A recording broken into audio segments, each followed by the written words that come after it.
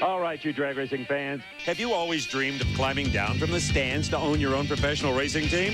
Well, here's your chance with NHRA Fantasy Drag Racing. Pick your equipment, hire a crew, create a winning combination, and see just how many points you'll score today at the season opening Cheap Auto Parts Winternationals.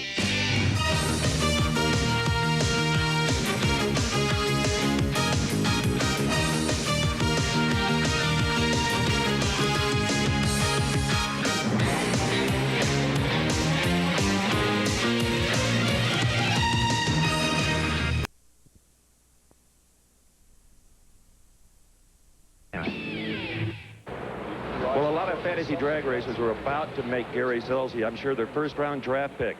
He is the Winston champion, talking to his crewman Mike Guger there. And Alan Johnson, his car owner, also a good pick as a crew chief. The duo came in here a year ago and stomped the field flat with Scelzi, then a rookie.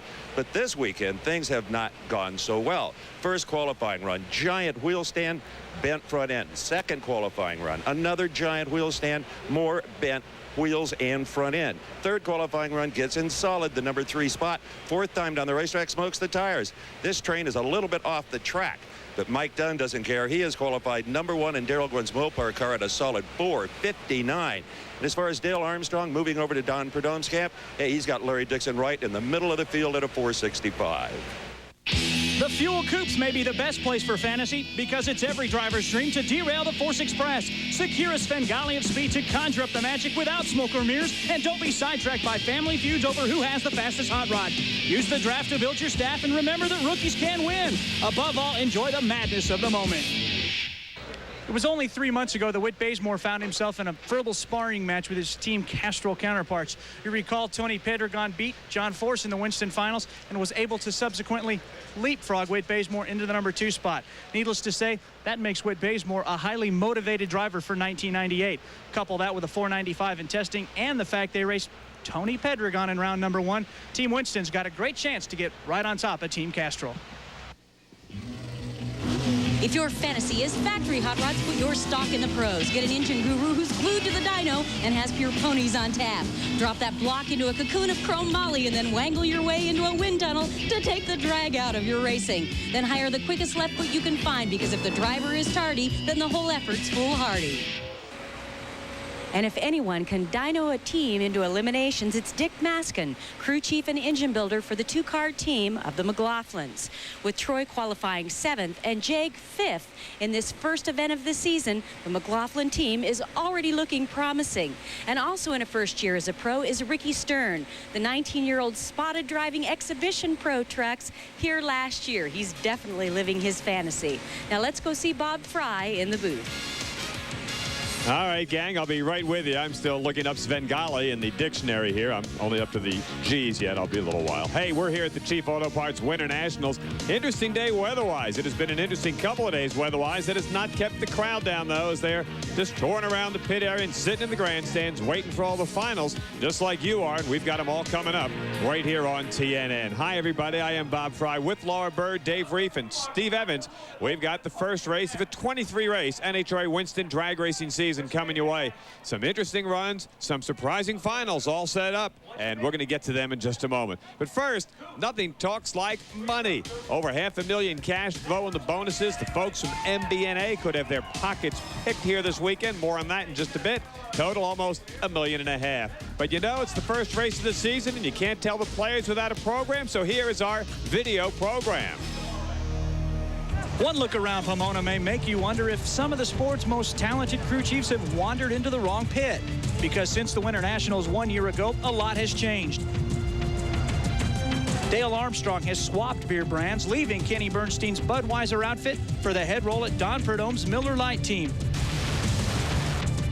And Lee Beard, formerly with Bruce Sarver, has taken over the Bud King reins in the wake of Armstrong's departure. Dick LaHaye, who guided Scott Coletta to 2 Winston championships, has come out of retirement to join Doug Herbert's Snap-on Tools team. And Dave Settles, last seen working under the Golden Arches, has landed with the Peak Brothers and young Charger Tony Schumacher. All 4 crew chiefs found the winner's circle here at Pomona in the past and are certainly contenders today. Well, let's find out how they did in qualifying. How about Mike Dunn? First time in 2.5 years at the top of the pack. Not a bad group behind him. Bernstein ran 3:20 with that ET, and Eddie Hill, who missed the field last year, number 8 here. On the flip side, Jim Head at number 9. Look at Joe Amato, only a 4.70. And it's the ladies, Kristen and Rhonda, rounding out the field. Shelly Anderson failed to make the cut here. The ladder, therefore, we have Mike Dunn against Rhonda Hartman. Kenny's 3:20 car against Tony Schumacher. First time they have ever met. And we'll get our first look at Doug Coletta here in competition. On the B side, Corey Mack and Kristen Powell. Good matchup. It's going to be Bruce Sarver now with Bob Brandt tuning here at this race. And the Dixon Amato matchup should be very interesting. Let's go back and take a look at what happened in round number 1 of Top Fuel earlier. And for that, we'll join once again Laura Bird.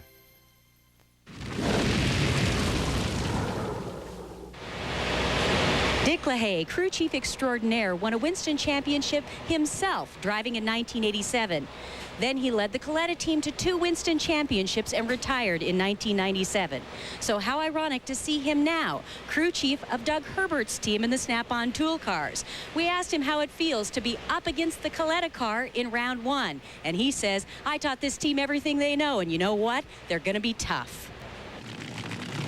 Dick LaHaye owned this place back in 1992, set a national record at that time. He's got Doug Coletta. Coletta with a masterful driving job in qualifying just to get this kind of Coletta team car in there. Good old drag race. Doug Coletta had him, but Herbert pulls it out of the top end with a 4.78, a big win. Well, Doug, the good thing is with Dick LaHaye, you know you'll fix this car and be back in fine shape. Well, thanks to Snap-on Tools, we got plenty of parts and plenty of tools back at the trailer to get them fixed.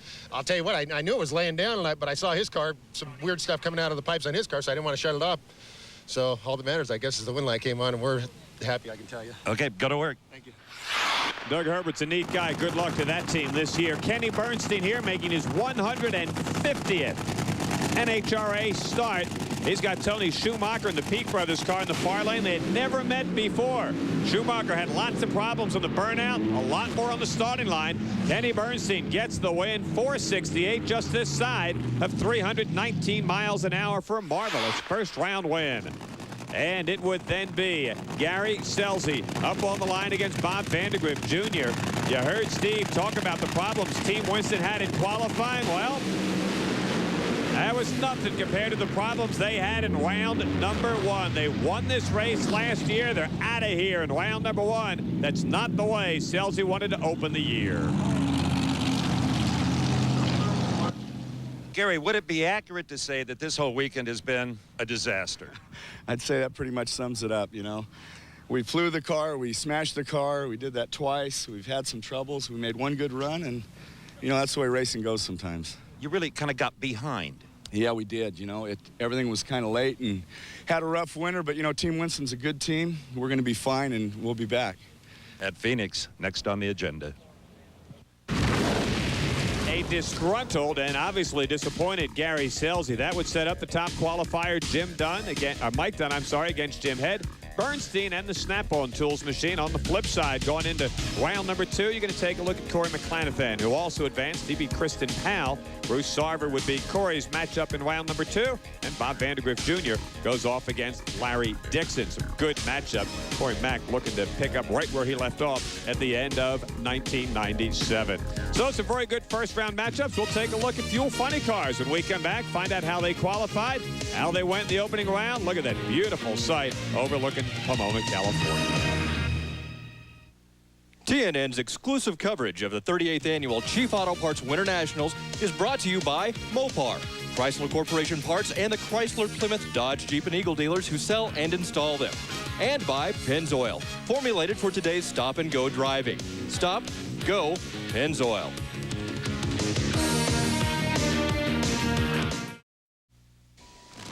Unlike the top fuel contingent, 1998 finds the changes for the fuel coupes more about cosmetics than cruise.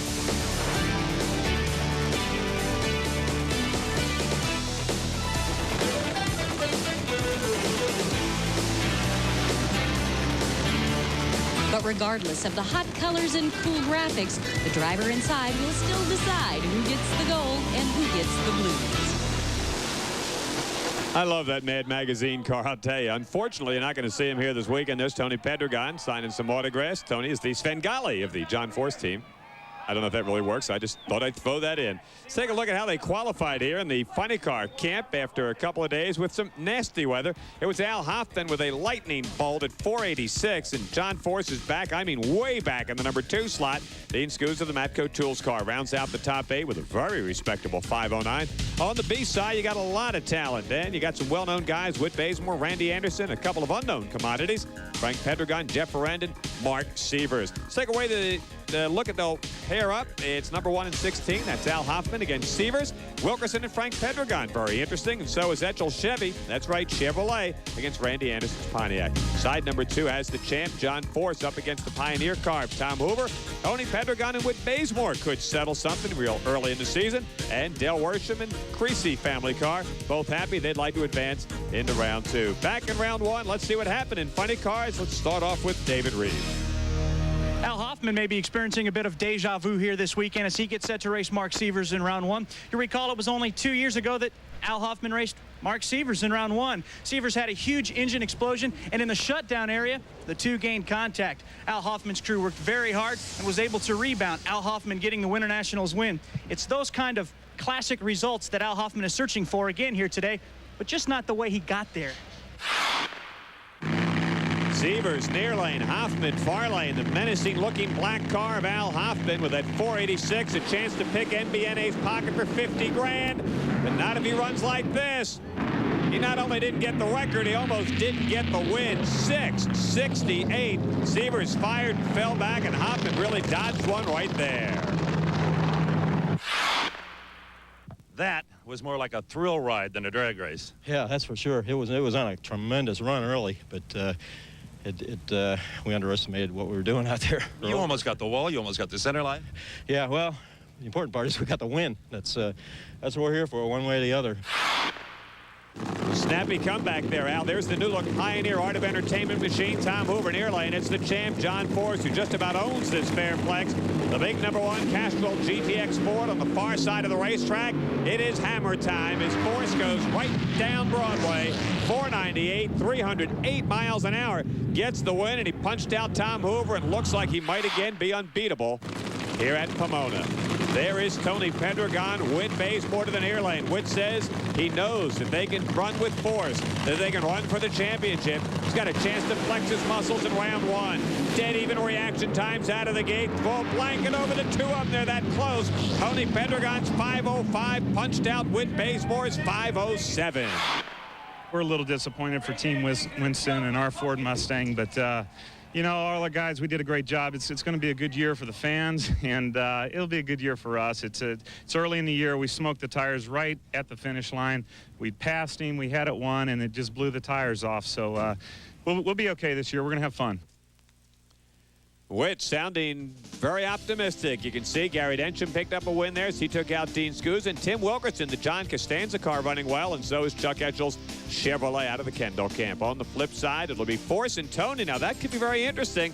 Ron Capps in the Copenhagen car for the Snake against Del Worsham. Del Worsham doing a great job with the new Checkers Shucks Cragen car. Steve, tell us more. As a father myself, I can tell you there is nothing more satisfying than having a great relationship with your adult son. Chuck and Del Worsham definitely have that. They're best friends, proud of each other's accomplishments, and they built this car themselves over the winter at their garage, at their home here in Southern California. And intentionally, the tubing geometry allows this car to be very flexible, almost like a top fuel dragster. And in testing, Del said, "Dad, this thing is evil to drive, but it really is quick." And his dad said, "Del, that's why I put a steering wheel in it. Use it, son. Use it."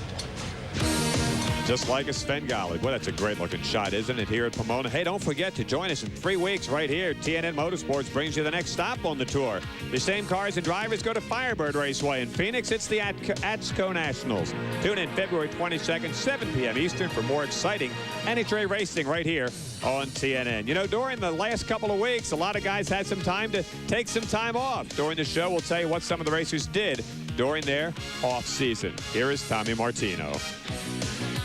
Went to Hawaii, took a couple of vacations. Nope.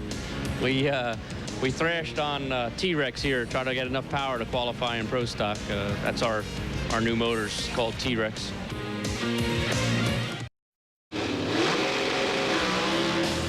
At the Winternationals in 1970, Bill Grumpy Jenkins drove his Chevy Camaro to victory in NHRA's first ever Pro Stock eliminations. Through the mid-'80s, the Bow Tie Brigade, led by the legendary Lee Shepard, captured several dozen more national event victories. But the last time a Camaro visited the winner's circle was a decade ago when Harry Scribner pulled an upset by winning at Sears Point. That streak may be in jeopardy this year as Kurt Johnson, Larry Morgan, and Tom Hammonds form a potent three-pronged attack on their Pontiac cousins. Who knows? Maybe this weekend will yield another Camaro Pro Stock victory on the 28th birthday of the class. I like that. We really have some great people, though. Z, 28th birthday of Z class. I like that. Hey, souvenirs. Get your souvenirs. Boy, they're selling like hotcakes here. I bet you sweatshirts are probably a big seller here this weekend. It's been a bit on the cool side. Let's take a look at the qualifiers in Pro Stock. Mark Osborne, that's the third time in the last 6 races. He's been number 1. Mike Thomas, his best qualifying effort. Warren Johnson qualifies for his 193rd consecutive race. On the second side, Barry Grant heads up this all 6-second field, but also features Richie Stevens. That's the guy Laura was talking about, the NHRA racer. And Gordy Rivera, the veteran, and Six Flags Tommy Martino rounds out a very fast field. Now the qualifiers will battle out like this. Number 1, Osborne against Tommy Martino. Richie Stevens in the Ostrich sponsored car against Steve Schmidt.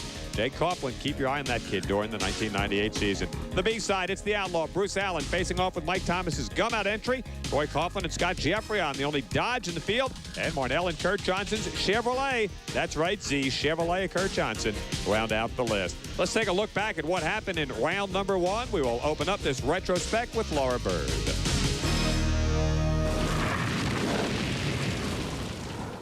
Barry Grant was supposed to be a hot competitor in 1997. He had a fast car and a lot of ambition for the season, but he was involved in an off-track accident on a street cycle in January that sidelined his driving. Tell me exactly what happened to you and what you're packing in that leg, Barry. I had 3 breaks in my leg. I've got 37 screws and 2 pieces of titanium in there. It's fully healed now. Little extra weight for your side-by-side with Warren. Well, I don't think that's a problem. It's fully healed. I'm ready to go. Yeah. A little tough getting through those security checkpoints at the airport, though. Barry Grant had a 1:01.60 foot time in qualifying, and that's a monster move. WJ, the Goodwrench Service Plus car on the far lane. You're defending champ right here, and watch this. WJ 695, too strong for Barry Grant, 702. Good numbers for Warren. He ran 198 miles an hour. Here's one of those Coughlin kids. That's Troy in the far lane. Scott Jeffrey on in the new look Mopar Dodge Avenger on the near side of the racetrack. Always noted for being a good lever. Scott Jeffrey gets out of the starting gate. He was a little quicker than Coughlin out of the gate. He would make Coughlin pay for that. And the Coughlin gang, big trouble out of here in round number 1. Scotty with the win at 7:01. Well, Scott, you were definitely not late for lunch. Your 7:01 beat his 6:96. Well, that's what Mopar pays Darrell and me to do. Hopefully we can do that job right once in a while. His brother was awful tough on me last year, so don't think I wasn't pumped for this one. Family feud. He just got such a great smile, and he goes into round 2. Here's that Stevens kid, Richie Stevens, IHRA standout, ran the trucks last year, as Laura touched on. Steve Schmidt, the engine builder, wants to come out smoking. Should be a pretty good run. Stevens out of the gate first. You'll hear that over and over again this year. 7 flat for the kid, 7:01 for Steve Schmidt. A good race, but Stevens picks up his first round victory in NHRA Pro Stock competition. Here's the gum-out car, Mike Thomas. Part of it all 6-second field. The new outlaw machine to the Texan. From the rear in Morrison stable, Bruce Allen.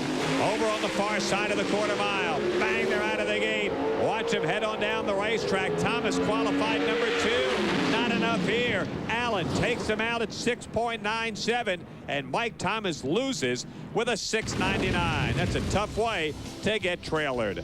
Now, the way they would match up after round number 1, you're going to get a chance to see Osborne going against Warren Johnson. Good matchup. And it'll be another Coughlin. Jaggy survives to take on the kid, Richie Stevens. On the flip side, Bruce Allen would go on to take on Scott Jeffrey in a very good matchup. George Marnell slides his 6-second car past Kurt Johnson. A big upset. He gets Yates in the next round. Now, down there in the pit area, a little follow-up. Once again, here's Laura Bird. Mark Osborne ended the 1997 season and began the 98 season full of promise. With low qualifier this weekend and up against Warren Johnson in the second round, I asked Mark if he spent a lot of time during the offseason preparing in his car. He told me he hadn't even sat in it.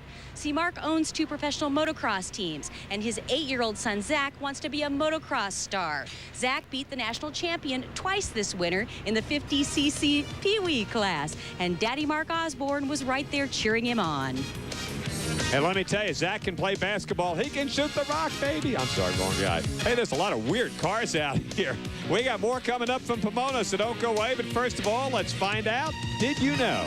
We got some interesting weather here this weekend, but I don't think it's going to snow. At least I hope not. It got down to about 40 the other night. About 58 degrees when we have game time for the finals all coming up. We'll take a look at some round 2 action when we come back to Pomona, California. TNN's exclusive coverage of the 38th Annual Chief Auto Parts Winternationals is brought to you by Super 8 Motels, over 1,600 throughout Canada and the United States. And part of the crowd on hand here, little sweatshirts on, not like 78. That 78 race, by the way, was won by Kelly Brown, Don Prudhomme, and Bob Glidden. A couple of big names, and we got some big names that have advanced into the championship round here today. As the crowd, as they say, goes wild. Just trying to stay warm here. Got a lot of great action coming up, of course, for you on TNN, and we would like to remind you that next Friday night, it's another wild night of TNN Motor Madness. The big monster trucks invade the RCA Dome in Indy.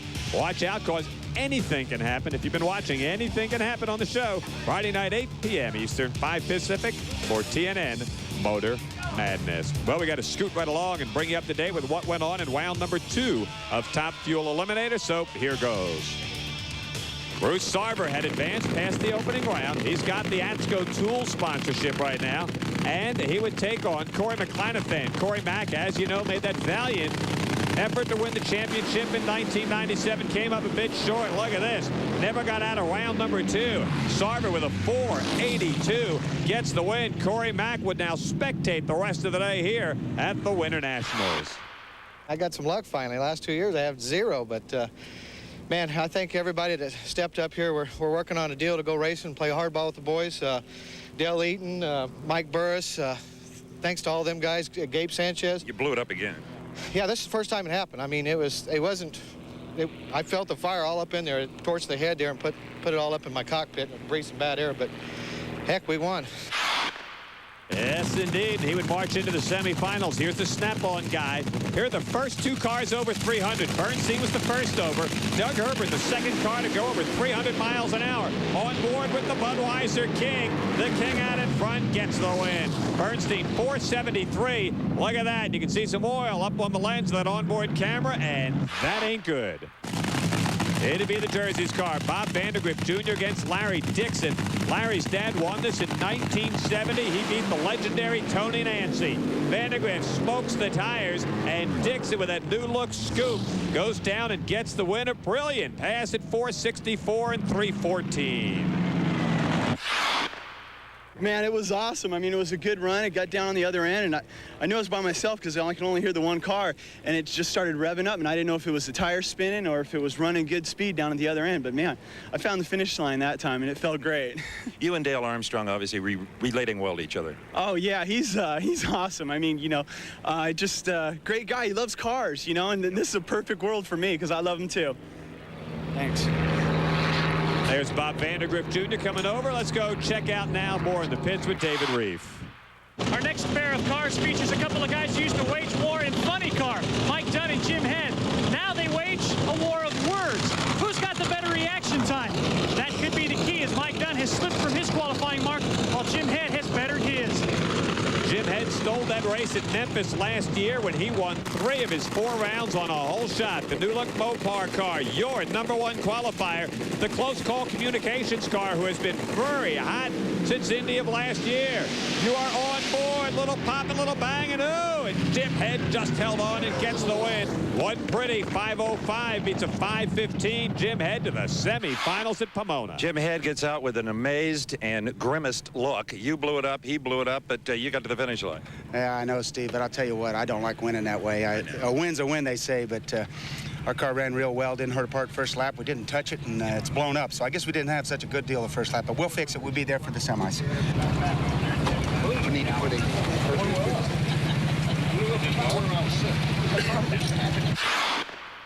Well, Mike Dunn, it was just a case of who blew up first, and unfortunately it was you. Yeah, I'll tell you, it was, Mopar was on a good run. I don't know what happened. It just got clutch lock up, and shortly after that, it must put a cylinder out and kicked a couple rods out.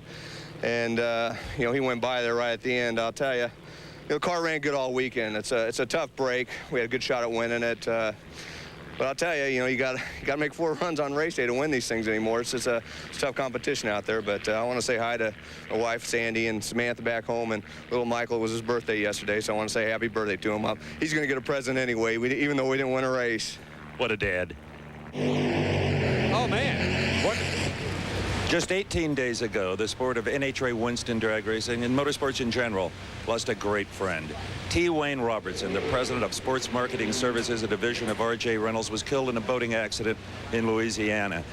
We all knew and loved T. Wayne, but maybe no racer was closer to him than top fuel driver Jim Head. T. Wayne made sure the purses went up every year, but also that we were having a good time. T. Wayne was truly a great person, Steve, and we're all going to miss him a lot. But I can look forward to one thing. I know when I get to heaven and reunited with my friends Blaine and Elmer, there'll be organized Winston drag racing for sure. You can bet on that. T. Wayne Robertson, gone from the sport, and how we miss him. Just a great supporter of NHRA Winston drag racing. Well, let's take a look at the pairings as we will advance into the semifinals. Jim Head and Kenny Bernstein. Kenny with a whitewash job last year, and it's going to be Bruce Sarver going off against Larry Dixon. Sarver, that new look Atco machine, and Dixon in the only race they did last year. Larry came out on top. Well, Mike Dunn's gone. He's on vacation here today. What do you do to while away the hours during the off season?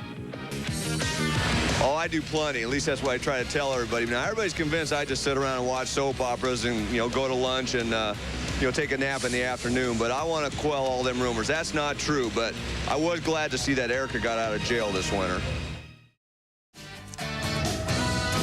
A decade ago, before anyone knew to blame El Nino, the San Gabriel Mountains were a scenic, snowy backdrop for the 28th running of the Winternationals.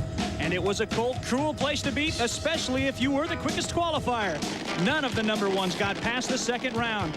First, Ed McCulloch torched his tires and felt the sting of an upset-minded Bruce Larson in round 1.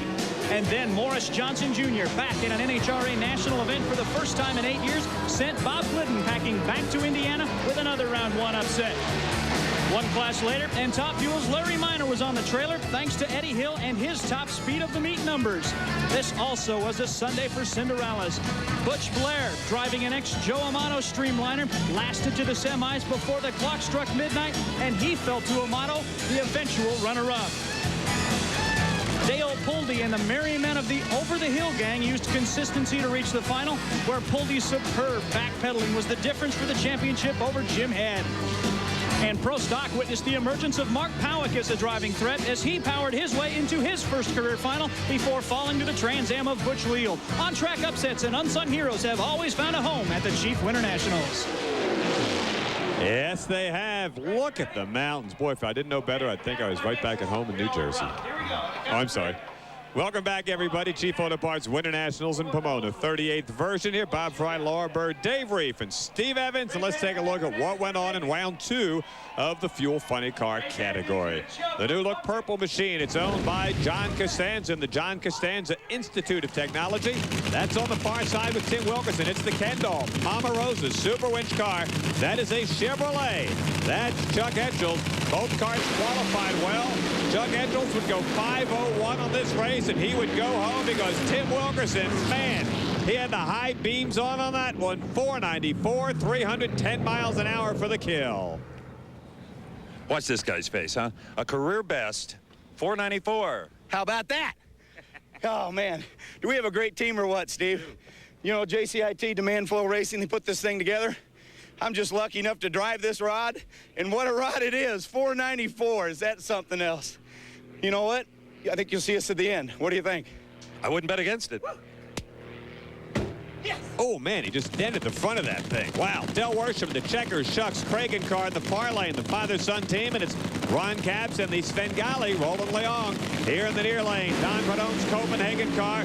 Could be another good matchup. Could be. Won't be. Capps, winner, 5 flat. 310 miles an hour, and Ron Capps goes to the semifinals here in Southern California, almost his home track.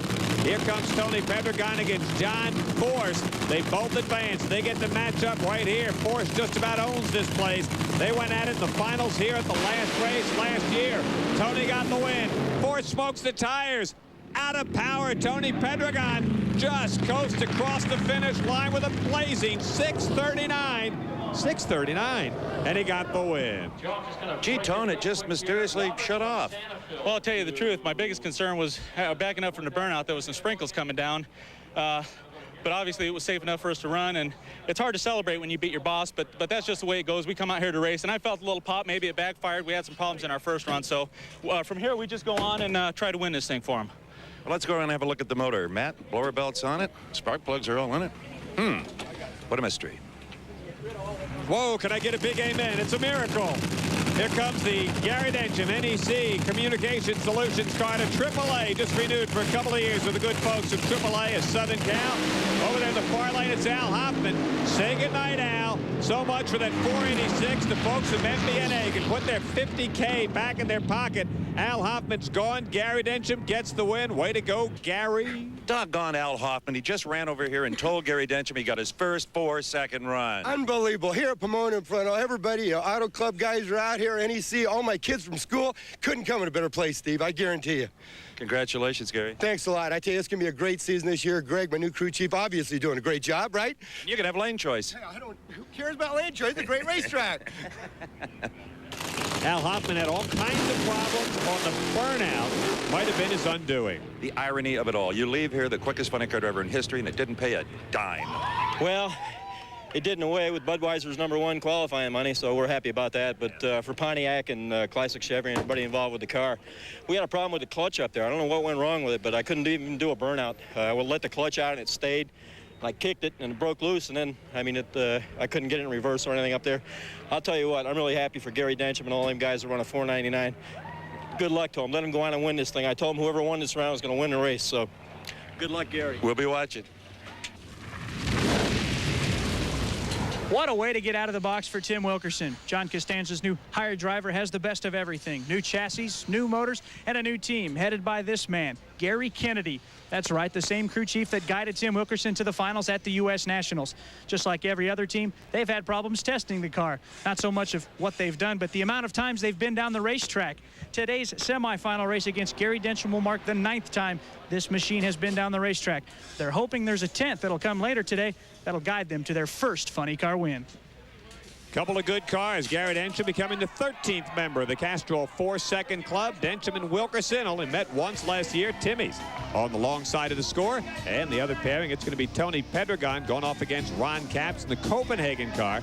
And Ron Capps with a 2-1 lead in that 3-match series. Should be some fun. Well, we're talking about Larry Dixon and that entire Don Prudhomme team. Hey, what did Dixon do during the offseason? Well, girls, there'll be a lot of broken hearts. I'm engaged. Is that what you wanted to hear, Bob? That's what you wanted to hear. Yeah. I've been going out with this great gal, Allison Lukovic, and we've been going out for 2.5 years now, and it's time. Did she stun you when she said yes? I think I stunned her.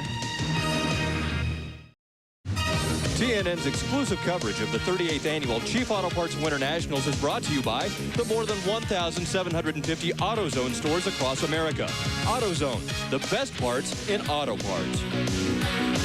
Welcome back, everybody, to Pomona, California. And you can see the clouds over there, and we have got final rounds all coming up for you here as I joined with Steve Evans and Dave Reef and Laura Bird. I'm Bob Fry, and we're just moments away from the finals here. I should also mention I'm also joined by a very talented crew in front of and behind the cameras. I'd like to give everybody credit where credit's due. Let's go back and take a look at what happened in round number 2 of Pro Stock and find out how W.J. and Yates did here in the second round of competition. First, we would open up with one of those Dodge boys. Scott Jeffrey on 4th in reaction time last year on the tour. Bruce Allen, number 7 in reaction time last year. Well, the Outlaw car in the far lane is going to try to improve on that. as they stage him up, and Bruce Allen out of the gate first, 100th of a second. Might not be much, but in pro stock racing, hey, Jeffrey on 698. Bruce Allen goes 7 flat. And how about Scott Jeffrey winds up getting the win and almost didn't get that thing stopped at the top end of the racetrack. Whoa, look out. Some of those talented people we were talking about down there. That had to be a wild ride there for that Dodge boy. I got to stop getting so excited, I guess, and pull that chute a little bit earlier. Just a little bit out of form, I guess, Steve. You won that one by 5/1000ths of a second, but they're all tight. Yeah, they're all tight, and that's Dale Ikey horsepower. I think I ate on them a little bit at the other end, and all the hard work. John, Dick, all you guys back at the shop, horsepower's paying off, buddy. Local boy goes to the semis. Bruce Allen tried to steal one, but not quite. Couple of other good levers. More on that story. Here's Dave Reeve. Our next pro stock race features a couple of kids, if you will. Young Richie Stevens in his NHRA debut is set to go up against Jake Coughlin Jr., also in his first full season of pro stock. Not only do these drivers have pretty good engines under the hood, they've also got some pretty timely feet. Richie Stevens, 441 on the tree in round number 1. Jake Coughlin Jr., 425. Reaction time numbers that could make this a pretty close race. That could be the big equalizer in one of the most competitive classes of motorsport. Out of the Coughlin Motorsports team here in the near lane. This is Jaggy. There's the kid, sponsored by Sean Collins Ostrich Farm. Hey, I don't write him, I just read him, folks. Good move out of the starting gate. Watch these two. Stevens trying to steal one. A couple of hundreds advantage out of the gate. Could not do it. His 701 could not hold off Jaggy's quicker 697.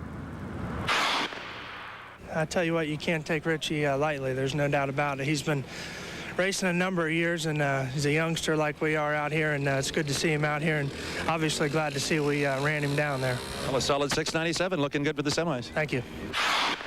Folks, Jake Coughlin can flat out drive a race car. Warren Johnson, his new Rick Jones car, the Goodwrench Service Plus entry. There is your number 1 qualifier in the far lane. That's right, Mark Osborne. If Mark can get him out of the gate, well, it's a wet light, and good night for the Dick Sherman car on the far side. The line lock failed, got caught creeping. He is out of here. Warren Johnson wins it. Brilliant pass at 694. Well, you like to get those freebies when the other guy red lights, but still a 694 might have put him away anyway. Well, I don't know about that, but we were happy with the 94. We just heard our good motor yesterday, and we've just been trying to nursemaid this thing along. And hopefully you have bad motors? Unfortunately, we do. We've got some that are good and then some that are not very good. WJ, the Svengali of pro stock. Here is the new look machine. This is the split fire Pete Pontiac Firebird. That's Jim Yates. The new look Tenneco car. On the far lane, George Marnell teaming up with Joe Amato. The Tenneco folks this year out of the starting gate. This would be a pretty good old drag race. Watch Yates at the top end, wins it half a car length, 694. How about George Marnell, 696, and he is going home. Way to go, Jim Yates. Track is coming around really good. We struggled with it a little bit early in the weekend, but right now it's pretty stout out there. It shook a little bit in the middle of third gear, but cleared right up and went right to the finish line. A 694 is pretty good for this place. Indeed. Last year, Scott Jeffrion and his teammate Darrell Alderman didn't even qualify for this event. After taking the Pro Stock Championship, first and second place in '94, a tragedy in '95, and not even running in 1996, '97 was a struggle, with Scott taking one victory at Topeka, Kansas. So this is a real turnaround for the Dodge boys, with Scott advancing to the semifinals. He tells us this is long overdue, and look out, 1998 is their season. Hey, the boys even got a website nowadays, those Dodge boys. There's the crowd here getting set for the finals. Let's take a look at the pairings, WJ and Jake Coughlin. Of course, Jakey's kind of new in pro stock, so they've never met. On the other side, Scott Jeffrion and Jim Yates, but ought to be a monster matchup, and they're all tied up 2-2. We got some great final rounds coming up for you. Lots of nifty things here on TNN Motorsports. You know, the racing season just getting underway. Lots of breaking news. Don't miss a thing when you turn to TNN. Get up to the minute highlights, interviews, and more on the hour-long, that's an hour-long race day. Sunday mornings, 11 Eastern, all right here on TNN Motorsports. We'll be back with semifinal action. First of all, let's find out what the Cowboy, Mark Power from Summit Racing, did during the offseason. We took a week off and went to Florida, Bob, with our kids, and that wasn't really relaxation, but it was fun. I got to play golf maybe twice. Other than that, it was hard at work between Impaco, my business at home, and trying to get our race program ready for 98. Welcome back, everybody. A little bit of Did You Know? The Dragon Lady became the first woman to win an NHRA national event here in 1966. Since then, there have been 22 other women to win, including one of my favorites, Margaret Klimbaki, won in Superstock up in Seattle. It's a great sport. Great sport. There's Pomona. You see the lights starting to come on. Means we are not far away from final rounds here at Pomona, the Chief Auto Parts Winternationals. First, let's bring you up to date on what went on in the semis. We'll start out with Pro Stock. And it's going to be W.J. Warren Johnson, who won this race last year and coming in with 63 national event wins. Most among active pro stockers. He has won a race every year for the past 16 years, longest active streak. And all he's got to do to go to the finals here is beat this Jay Coughlin kid. Might be easier said than done. They both took their time moving into stage. The key with Pro Stock, get him out of the starting gate. Great move for the kid. Coughlin on the far side. Here comes Warren's top end charge. Horsepower. Nope. Coughlin gets him 697. Beats Warren 693. How about an ooh light? Almost perfect for Jay Coughlin. The other semifinal, it's going to be the Dodge Boy taking on the new look Split Fire Peak Pontiac. Seems strange to see Yates in those purple colors. It wouldn't seem strange to see him in the winner's circle. He has been the dominant single pro stocker the last 2 seasons. Might be a resurgent Dodge team here this year. Alderman did not qualify.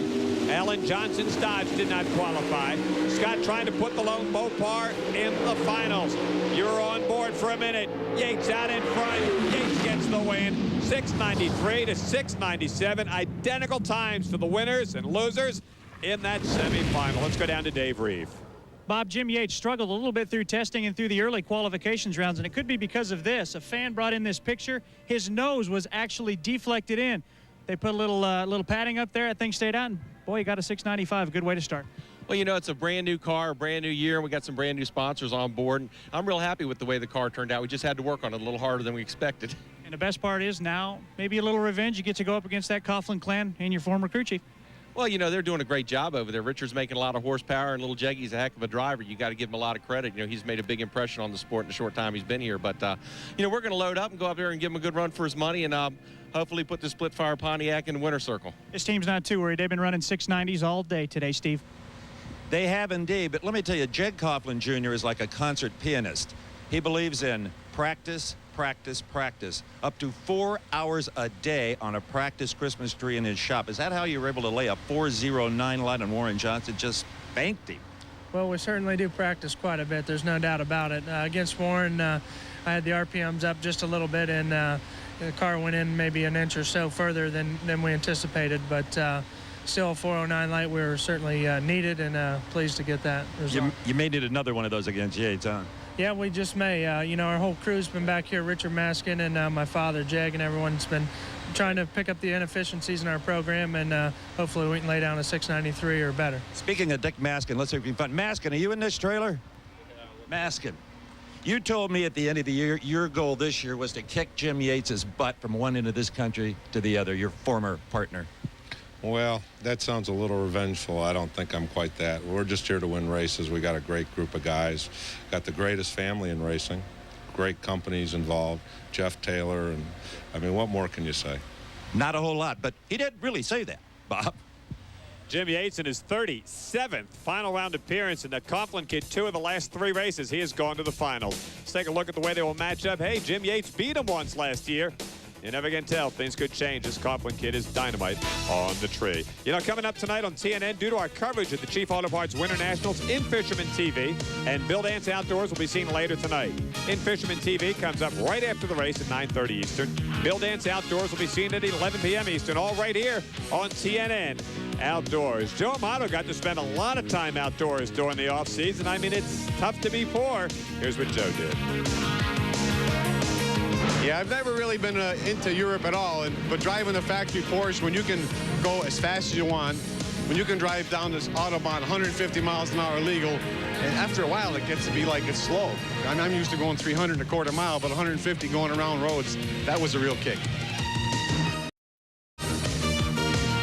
Hi, everybody, and welcome back. First of all, a little bit of Did You Know stuff back in 1981. Lots of hot stuff going on. Brad Anderson, first of 24 career wins and many of national championships. He was certifiably hot. Let's take a look at some of the crowd there as they get set for the finals. They will join you in watching those finals in just a little bit. The funny car semifinals, going to be some great matchups. It was Denton Wilkerson, Tony Pedregon, and Ron Capps. And let's see how that all played out. Gary Denton, that AAA of Southern California, NEC Communication Solutions machine, would try to solve the problem posed by this guy, the John Costanza Institute of Technology. All-new race car, owned by John, driven by Tim. A couple of 4-second shooters right on the starting line. Something's got to give right here. We'll have our first finalist in the fuel class in just about 5 seconds.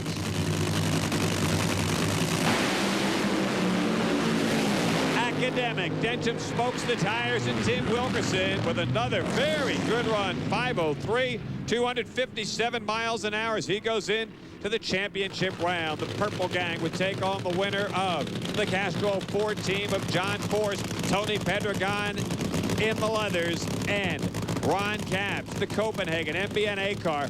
Monster matchup right here. Force gone. Round number 2. Tony won the race here at the Winston Finals. Capps has been absent from the winner's circle for a while. Oh, baby, a lot of smoke. Look at Capps. Carries the front end, brings it back down, and goes on to get the win. Wasn't pretty. 592. He gets the win and goes into the championship finals against Tim Wilkerson. Great job. Let's get down there in the pits now and catch up with Dave Reeve. Well, Bob, believe it or not, in a post-race interview, Ron Capps said that was fun. I don't know about fun, but when you get ready to go up against Tim Wilkerson, another chance at a final. Yeah, we're glad to be here, and I don't want to sound cliche, but, it's one of those things where you figure Force is going to be in the final, and all these guys step up and start running 4-second runs, and it's good to see Wilkerson in the final, but, hey, we're just glad to be here, and Roland's, he's got some tricks up his sleeve. This is definitely the most consistent team over the last half of the season early this year. Remember, Steve, they did not qualify a year ago here. Well, Tim Wilkerson is mixing a potent brew for Ron Capps. You know, you had a nice 5:03 in the semis, but only 257 miles an hour. Oh, man, Steve, if you knew how fast that thing was to 330, it was 400s quicker than our 494. That thing killed the clutch by a hair. We're going to fix this thing. They're not ready for what we're going to hand them in the finals. They are running just a little bit late because they had to change engines. Get going, guys. Tim Wilkerson, runner-up at Indy to win Bazemore last year. A chance to pick up his first national event win in the fuel funny car category. They've only met once. Ron Capps got the win right there. He is the AAA of Southern California Road to the Future Award winner from last year. And hey, what a way to start out 1998. So the championship rounds in the funny car and the pro stock have all been set. We'll take a look at how they go in the finals in the top fuel category when we come back. TNN's exclusive coverage of the 38th Annual Chief Auto Parts Winter Nationals is brought to you by Mopar, Chrysler Corporation Parts, and the Chrysler Plymouth Dodge Jeep and Eagle dealers who sell and install them.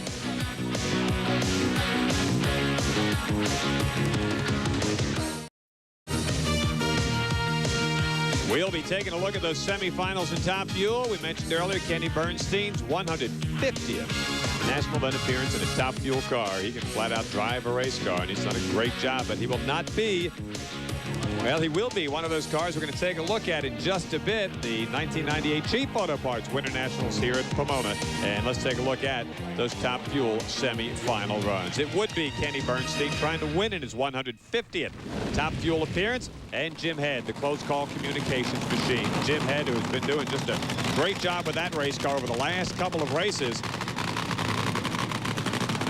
Excellent reaction times, and of course he's got the king, Kenny Bernstein, and the Budweiser King machine and the new look Lee Beard engine compartment over there. Let's find out how they would do. On board with the king, you can see Jim Head out in front. That ain't good. You don't need a Svengali to tell you that. Jim Head's 467 punched out Kenny Bernstein's 4.70. A lot of smoke there, but they'd have time to get it repaired. It would then be Bruce Sarver and Larry Dixon. Sarver went to the finals at Englishtown last year, beaten there by Kristen Powell. He would like to take out the Miller Lite machine. Down the Snake Perdome, trying to put 2 cars in the championship round here at Pomona. One of the tracks that he helped make famous. Great old drag race. Sarver, no. Dixon ran him down. 464 for the kid. How about Bruce Sarver, 468? He's gone home. A great effort. Let's go to the pit area, catch up with Dixon and Dave Reeve. And, Bob, that was the second time he had to run a better 60 to get past an opponent. What a fantasy weekend. As we said, 60s. Dale Armstrong, great job all weekend. Yeah, we got our own Pro Bowl going here. I mean, it's just awesome having Dale Armstrong tune the Snakes car, and I get to drive it. I mean, what more could a kid from the Valley want? Then you've had the off season. You're getting engaged. Boy, can things be any better right now? Oh, with a gold man in my hand, it would be. That's the only way it could top today. I mean, it's just been wonderful. Steve, we'll find out if it's going to be him or that guy you're standing with here in about 30 minutes. We will indeed. It has been a tough day for Jim Head. Every time I have come by here between rounds, he has said, look at Steve, more new stuff. Well, again, more new stuff, including a new motor. Well, as long as it runs good, Steve, we don't care. It's finals of the Winternationals, I guess, and we got to see what we have for Larry Dixon. You don't have lane choice, I can tell you that. That won't be a problem. It's a 2-lane racetrack, has been all weekend. Thanks. These guys are really busy, running a little bit late. Bob Fry, back to you. Oh, they were just going to go over and warm that puppy up. Jim Head in the 3rd final of the last 8 races, and that's pretty impressive. He leads that series 2 games to 1, and they will meet for the championship coming up in just a bit. You know, don't forget every Sunday to tune in right here on TNN for NHRA Today. It's a new show every week. Plus, we'll keep you up to date on all the latest news in the world of drag racing. That's NHRA Today. Sundays at new times. That's 12 noon. 4:30 p.m. Eastern right here on TNN Motorsports. Well, we know what Snake did during the offseason. He spent a lot of time getting his cars running well and more. Work with the sponsors, getting everything planned, new cars, new paint schemes, new everything, you know. There's a lot to do, you know. People may think that we just take off and go to Hawaii or something, but, you know, it's just really busy now. There's just really no off time, and we take a few days off, but for the most part, we're heavy at it. All right, ladies and gentlemen, boys and girls, it's showtime. From the 38th Chief Auto Parts Winternationals in Pomona, California, we are set for the finals here on TNN. We will open up with Pro Stock, and it's going to be Jim Yates going off against Jay Coughlin. Yates would seem to be the favorite based on name and reputation and the fact that he is the 2-time Winston champ. Here comes the kid Coughlin. A lot of guys have come close over the years. Joe Satmary in 79, Pat Busey in 81, Billy Huff in 96. All got close, but just couldn't quite get over that edge and into the winner's circle. Coughlin will try to stop Jim Yates here in the first final in the pro categories for the 1998 season. Let's go down to Dave Reeve, and what's it look like from the line, kid? Well, the line looks really good. The atmosphere has come about 200 foot better than it was earlier today. I'll tell you another reason why Jim Yates has got to be a favorite. It's because Jerry Dickel has donned his old good luck hat, a superstitious hat that's on the bottom side of it has a mark for all 9 wins that Jim Yates got last year. They were also struggling. They brought that hat back out, put it on. Jim Yates has been running good numbers. It will take a monumental effort by Jed Coughlin to win this thing, Steve. Well, I guarantee you, Jim Yates was watching what Jeggy Coughlin did to Warren Johnson, that hole shot, and he doesn't intend for that to happen to him. He may not leave with him, but if he leaves within 100 and a half of Jed Coughlin, I think it's all Jim Yates. Great old drag race. First final of the 1998 season. Advantage out of the gate. Coughlin smacked him a couple of hundreds. Here comes Jim Yates at the top end of the racetrack. Winner Jim Yates got him by 0.02 of a second. 696.8, 197 the speed, beat a 698 for Jay Coughlin, and that's one of the reasons why you just can't beat NHRA Winston drag racing. The pro stock cars, 0.02 of a second, a dynamite win for the Split Fire, Peak, Pontiac, and Jim Yates, who came from behind to win the championship last year, out in front in the catbird seat right now, and it could be a long year for the rest of the boys in pro stock if Jim Yates keeps running like this. Coughlin had a 4:18 reaction time. Look at that. How about that nose that we talked about earlier? Jim Yates won this puppy by a nose. And as they say, the crowd goes wild. Let's go down to the far end of the racetrack and Steve Evans. And here is Lisa Shaver of Cheap Auto Parts with what the competitors hope is his only trophy the 1998 season, but I doubt that. Jim, what a great drag race with that kid from Columbus. Boy, it was close. I tell you, Jeggy and them guys are doing a great job over there, and Dick's making a lot of horsepower. But right now, we got this Split Fire Peak Pontiac running pretty fast, and I'm really proud of the crew. Jerry Bickle and Bob Ingalls, Rich Purdy have just done a great job, and they even make it up for my bad driving today sometimes. And let me guess, Bob Fry, who's leading the points? Hey, Steve, we're starting to talk Bob Glidden, Lee Shepard domination now, the way that Jim Yates is running. He is out in front of the points. The kid, Coughlin, number 2, W.J. Scott, and Mark Osborne round out the top 5 in the points, and it could be a tough season. Yates, who didn't miss too many beats last year, out on top right now. Great job for Jim Yates and his entire team. You know, a lot of these gangs are going to be going for that Parts America Mechanic of the Year award, too. Maybe that's why Jerry Bickle and Rich Purdy are pretty happy. The winner in the Mechanic of the Year from Parts America could win $75,000 this year. We got the Fuel Funny Cars on the launch pad. They'll be coming up next. It's Wilkerson, it's Caps, coming up right here on TNN. So stick around and join Dave Reeves, Steve Evans, Laura Bird, and yours truly for the first Fuel Final of the year. Emotional consideration provided for and a fee paid by this special offer from Diamond D. If it's the smell of nitro and the roar of the crowd that gets you pumped up, then Drag Racing 97 is your ticket to the NHRA year that was 1997. Revisit Corey McLenathan's drive to 4 consecutive victories, with Bazemore's first U.S. Nationals title, the Professor Warren Johnson's big 200-mile-per-hour blast, and all the two-wheel excitement you can handle. From the Winternationals to the Winston Finals, if it happened on the NHRA trail, it's in this tape. Call 1-800-458-5551 for your copy of Drag Racing 97, the quickest and fastest season in motorsports. It's a must. Oh, man, I'm out of breath just listening to that thing. Hey, you can see the clouds coming over the mountains and the crowd getting set for the finals in the Fuel Funny Car category at the 1998 Chief Auto Parts Winternationals. The Copenhagen car from MBNA and down the Snake Prudhomme and the Svengali Roland Leong to take on the Purple Gang, the John Costanza Institute of Technology. The boss raced in the Federal Mogul category here, by the way, today, and won a couple of rounds. Should be a dynamite matchup right here. Kick off the 1998 Winston Drag Racing season.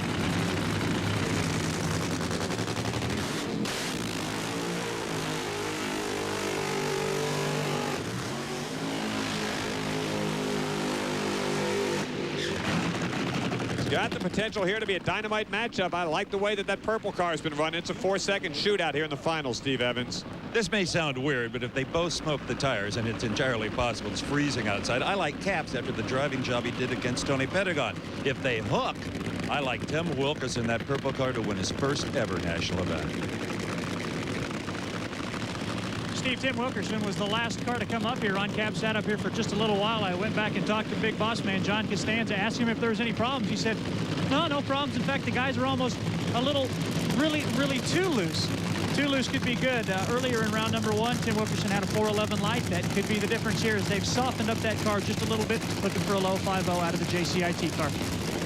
Well, the Fuel Funny Car annals here at Pomona go all the way back to the first Funny Car champion, Claire Sanders, and then it was Larry Reyes the year after that. And, of course, it's been Force and Hoffman, Petrogons here in the 1990s. This will be a good matchup here. And Tim Wilkerson, who was runner-up at Indianapolis, won his only race out in Heartland Park, Topeka in the alcohol Funny Car category back in 1994, taking on Ron Capps. And this is the Copenhagen Chevrolet Camaro. Fuel Finals here at Pomona.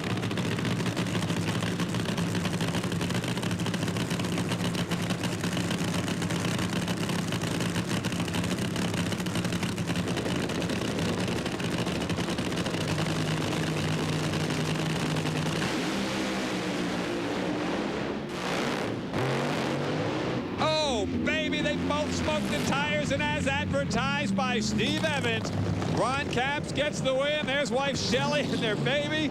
Oh my, Ron Capps in the Copenhagen car with a 660, 211 miles an hour. And Tim Wilkerson might have gotten close to the wall, got close to the center line. There is Roland Leong. He's the guy that started this whole Svengali stuff at the start of the show.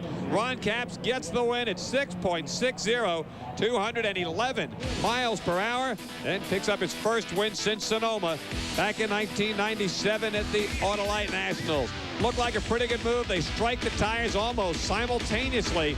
Wilkerson was out in front almost a tenth of a second from another angle.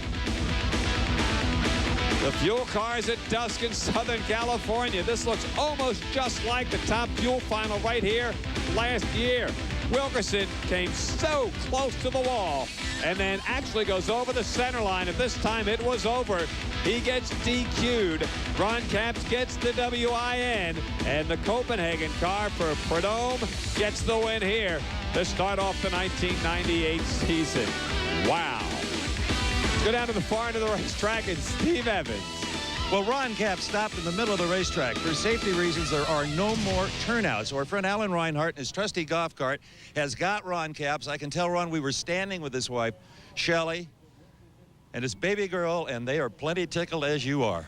I don't know what happened because it was a wild run, of course. You saw it. I had to get on and off the throttle. But as it got near the end, I started pedaling the car again, and it got almost there, and my light came on. So I don't know if he either red lit across the center line. I don't know what happened. Here they are, Taylor and Shelley. These are my good luck charms right here. Oh, this is unbelievable. Maybe Larry Dixon could do it now, and guarantee Snake will be happy. Here's the pretty little gold man from Lisa Shaver. Okay, let's go back. What a driving job, man. That is way cool. Let's take a look at the points. That guy is on top right now, and he doesn't want to look back. Little tip of the cap to Tim Wilkerson, that entire crew. Great job. Tony Pedregon, Densham, and Al Hoffman with that 486 shot round out the top 5. Well, we got Yates in the winner's circle, Capps in the winner's circle. One more to go. The finals of the quickest accelerating cars in all of motorsports. It's Jim Head in the close call car. He's getting set in the championship round against the Miller Lite car. Can Snake go 2 for 2? We'll find out coming up on TNN. TNN's exclusive coverage of the 38th Annual Chief Auto Parts Winternationals has been brought to you by Mopar, Chrysler Corporation Parts, and the Chrysler, Plymouth, Dodge, Jeep, and Eagle dealers who sell and install them. And by H&R Block, someone you can count on. We've got the final coming up from Pomona. I love this racetrack. Look at that setting out there. You can see the mountains as the sun slowly sets in the west. I always wanted to say that. Jim Head in the close call communications machine, and Larry Dixon. And believe me, these are two of the hottest top fuel cars on the circuit over about the last 8 or 9 races. This is a rematch of the final at Memphis at the end of '97. It was a pair of 467s. Jim Head stole it on the starting line. His slightly quicker reaction time put him in the winner's circle. Dixon went to the finals at Houston, Memphis, and right here at the Bud Top Fuel Classic. This kid is hot.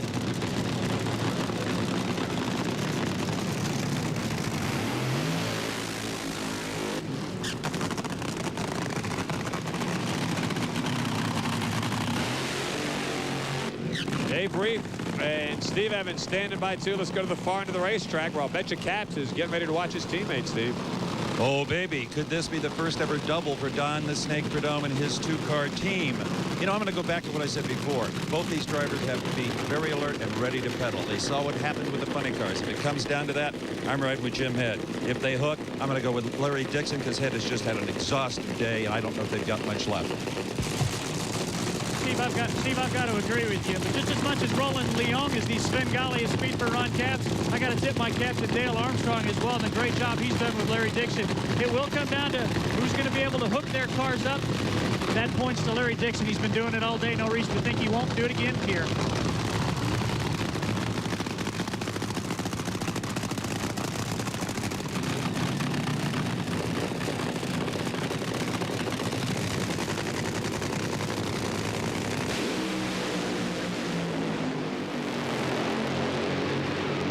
Oh, it's almost a dead even race, and at the top end, Larry Dixon pulls it out 475 to a 473. Margin of victory, 1/1000th of a second. They were almost dead even out of the gate. Great win, Larry Dixon. Let's go to Dave Reef. Well, Snake is down hugging everybody. Dale Armstrong, the first man on his list, just looking over that. Don, as you look at those numbers, can you even believe the things you see? A whole shot win. He got him your first double-double.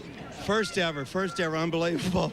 These are the things that, you know, we just put so much into it, both Copenhagen and Miller Brewing Company, and it's just, I'm just so proud that, you know, that the team that we have, Roland Leong and Dale Armstrong, Bob Brooks, all the guys, it's indeed a thrill for me. It's something that I've dreamed about. It's amazing how quick 4.75 seconds can change your reaction. What was once tense, now loose. Let's go back to the line. Larry Dixon's dad won this thing in 1970 in a field that included surfer Hank Westmoreland, Jerry the Hunter Glenn, Ed the Beachcomber Johnson, and I'll tell you what, he has got to be so proud of his kid.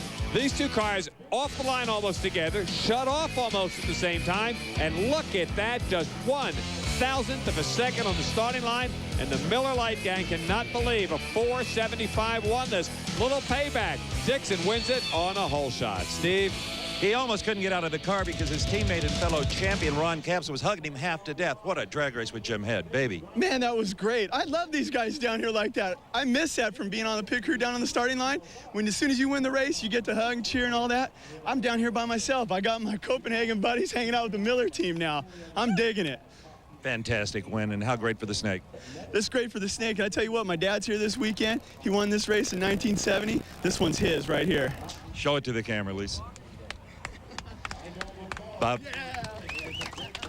Don Prudhomme, who won his first Top Fuel title at the Winternationals in 1965, probably hasn't had a prouder day in all of his career. Dixon leads the points.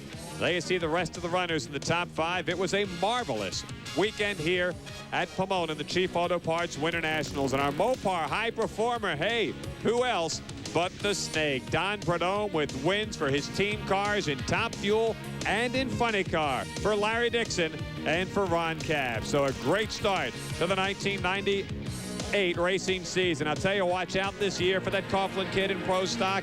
He's going to be tough, just like Steve Evans said last year. Larry Dixon making his dad, his team owner, proud here. And a little tip of the cap to Ron Capps, and a nice job for Tim Wilkerson, a great guy that did a wonderful job and came up a bit short here. Don't forget the next race on TNN coming up from the ATSCO Nationals out in Phoenix, Arizona, February 22nd, 7 p.m. Eastern. It'll be Laura and Dave and Steve and I, and yes, we'll bring the Svengali along because he did such a marvelous job here this weekend. The Top Fuel racers are now chasing Larry Dixon, and the rest of the season will be just dynamite. Hey, ExperienceCountry.com, your personal source for all things country, from race cars to country stars. Connect to Country.com. Chief Auto Parts Winternationals, a production of Diamond P Sports and the Nashville Network.